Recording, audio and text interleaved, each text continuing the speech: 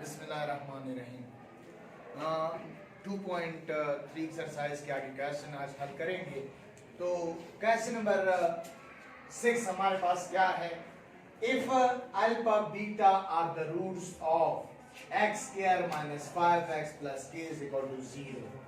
इस इक्वेशन के मुताबिक ये कहा गया है कि अगर अल्फा और बीटा इसके रूट्स हो, क्या हो? रूट्स हो। फाइंड k की कीमत मालूम करो। इसमें k जो है इधर मौजूद है, अननोन एलिमेंट्स मौजूद है, वो मांग रहे हैं such that 3 alpha plus 2 beta is equal to 12। ये क्यों दिया है उसकी तरफ फिर आऊंगा कैलकुलेशन में, ठीक है? तो मैं डायरेक्ट कैलकुलेशन कर देता हूं। आप लोगों को पता है कि कैसे हल किए जाते हैं। सॉल्यूशन जो है वो 4 पार्ट्स पे मुश्तमिल होता है। इसमें गिवन क्या है, इक्वेशन गिवन है और रूट्स दी गए हैं। ये आप लोगों ने गिवन में लिखने हैं और रिक्वायर्ड क्या है, find the value of k। और गिवन में ये भी लिखना है कि 3 alpha plus 2 beta is equal to 12। मैं डायरेक्ट मैथमेटिकल कैलकुलेशन करूंगा। देखो कैलकुलेशन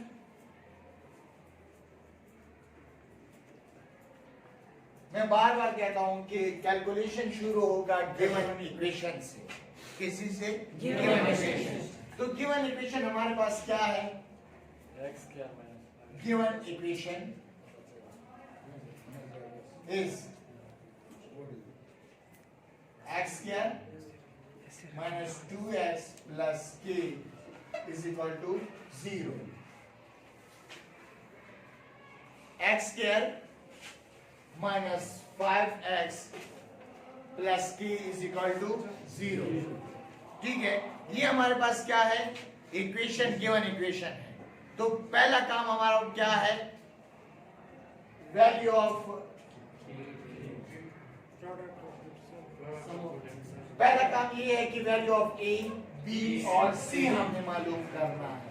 a, b और c।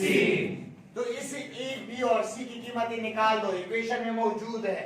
The coefficient of x square is a, the coefficient of x is b and the constant is c। तो हम लिख सकते हैं here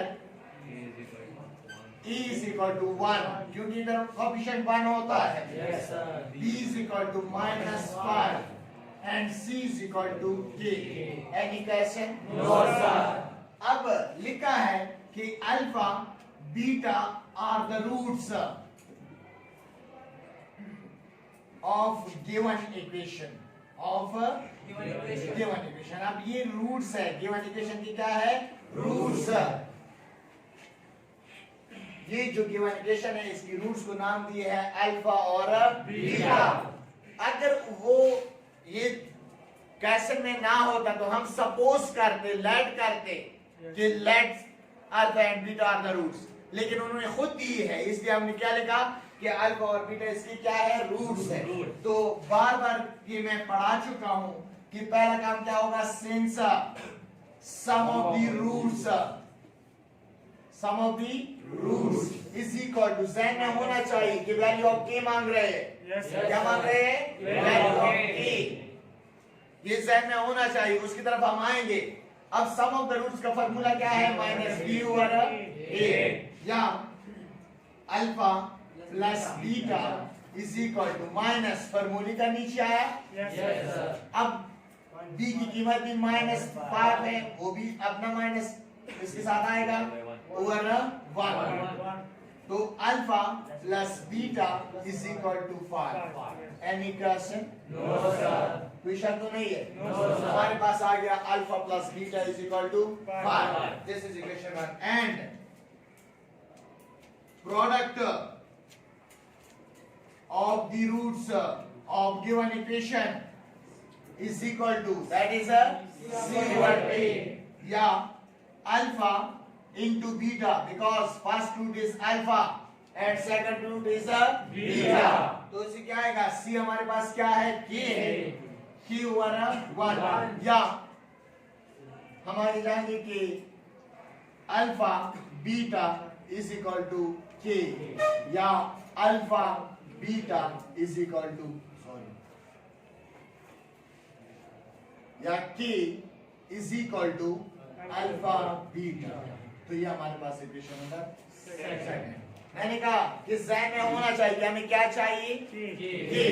अब अगर हम देखें इधर के की कीमत हम कैसे मालूम कर सकते हैं, अल्फा इंटू बीटा। अगर हम अल्फा और बीटा को आपस में मल्टीप्लाई करें तो इसके लिए क्या आ जाएगा, इसे क्या आ जाएगा, की वैल्यू आ जाएगी जो उन्होंने मांगी है, जो रिक्वायर्ड है, वैल्यू ऑफ के। अगर हम अल्फा को जरा दे दे किसी से बीटा से, तो इसके लिए जरूरी ये है कि वैल्यू ऑफ अल्फा भी होनी चाहिए और वैल्यू ऑफ बीटा भी होनी चाहिए। अगर वैल्यू ऑफ अल्फा मौजूद हो या बीटा मौजूद हो तब हम कर सकते हैं, तब हम मालूम कर सकते हैं वैल्यू ऑफ के। तो इसके लिए जरूरी क्या हो गई, value of alpha and beta. तो अब इस इक्वेशन, अगर इस इक्वेशन को हम देखें alpha plus beta is equal to 5, equation first को अगर हम देखें तो ये इक्वेशन सिमल्टेनियस लीनियर इक्वेशन कहलाता है।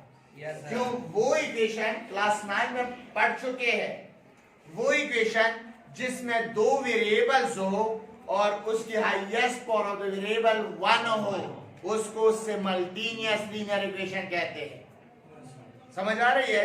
एक्सरसाइज 1.5 मेथड क्लास 9th में सिमल्टेनियस लीनियर इक्वेशन दो मेथड्स वो पढ़ा चुके हैं, क्रैमर रूल्स और इन्वर्जन मेथड। और चैप्टर नंबर 8 में क्लास 9th में एक और मेथड था ग्राफिकल मेथड, अगर याद हो।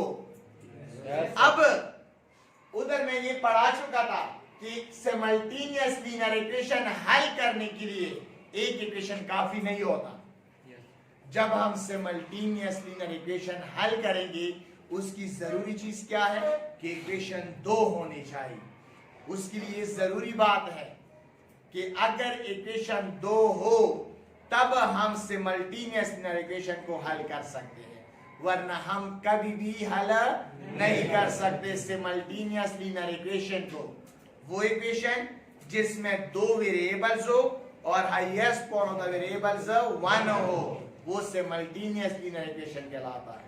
और सिमल्टेनियस लीनियर इक्वेशन हल करने के लिए दो इक्वेशन की जरूरत होती है, दो इक्वेशन की जरूरत होती है। और मैंने कहा था कि मैं ये बताऊंगा कि 3 alpha plus 2 beta is equal to 12 क्यों दिया है।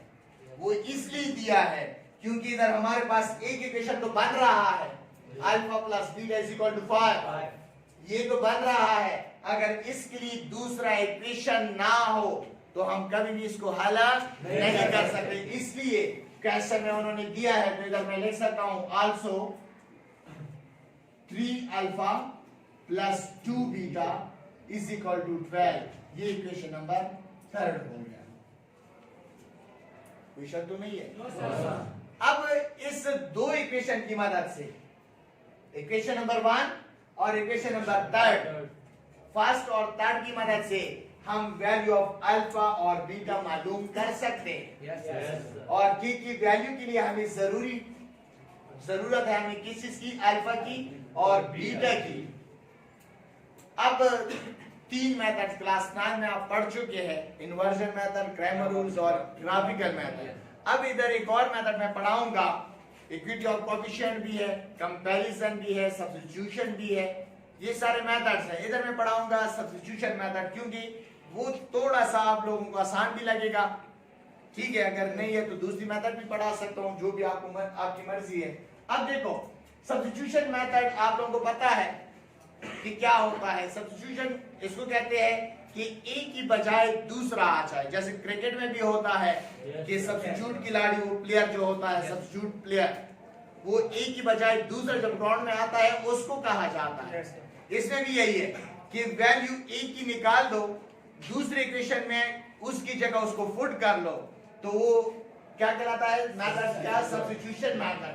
अब ये इक्वेशन नंबर 1 है, इससे हम वैल्यू ऑफ अल्फा या बीटा मालूम करेंगे।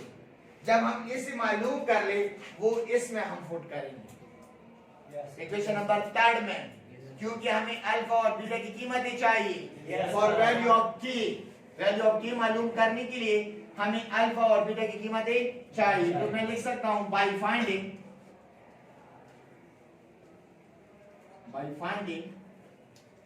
The value of beta from equation 1।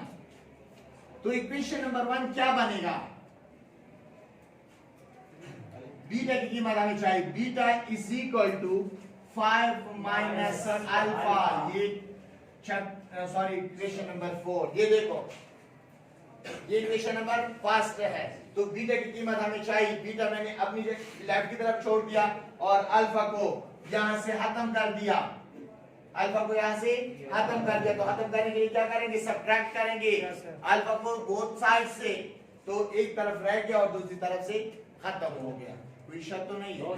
अब यही बीटा की कीमत यहां से ले लो इक्वेशन नंबर 4 से, इक्वेशन नंबर 3 में फुट कर लो। हाँ, बाय फुटिंग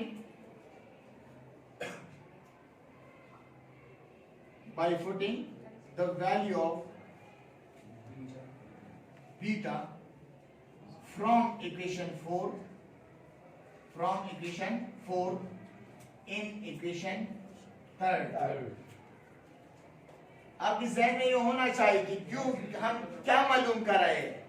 वैल्यू ऑफ की के लिए अल्फा और बीटा की जरूरत है, वो मालूम कर रहे हैं। समझ आ रही है? अब तो इक्वेशन नंबर कौन सा है? 3। कैसे बनेगा? Equation number 3 implies that 3 alpha अपनी जगह पर आ गया प्लस 2 अपनी जगह पर बीटा इस साथ मल्टीप्लाई हो रहा है, तो बीटा की कीमत क्या आ गई? 5 minus alpha is equal to 12। अब सब्स्टिट्यूशन मेथड इसलिए कहते हैं क्योंकि बीटा की जगह क्या आ गया? 5 माइनस अल्फा। समझ आ रही है? एक की बजाय दूसरी चीज उसकी दूसरी वैल्यू आ जाए, इसको सब्स्टिट्यूशन मेथड कहते हैं। अब बस सिंपल कैलकुलेशन शुरू हो गई, कैलकुलेट कर लो तो क्या आएगा? 3 अल्फा। अब ये 2 दोनों के साथ मल्टीप्लाई हो रहा है, 2 5 or 10 plus into minus 2 1 or 2 alpha is equal to 12। अब ये दोनों लाइक टर्म्स हैं, कैलकुलेट कर लो।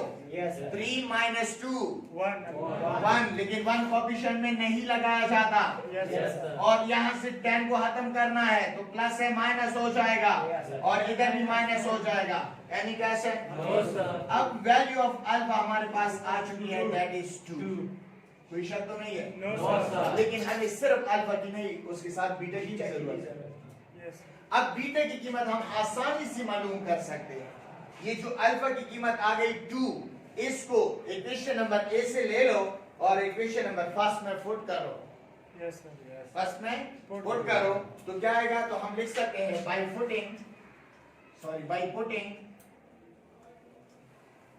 The value of alpha is equal to क्या है? 2 इन इक्वेशन फर्स्ट। तो अब इक्वेशन नंबर फर्स्ट क्या बनेगा?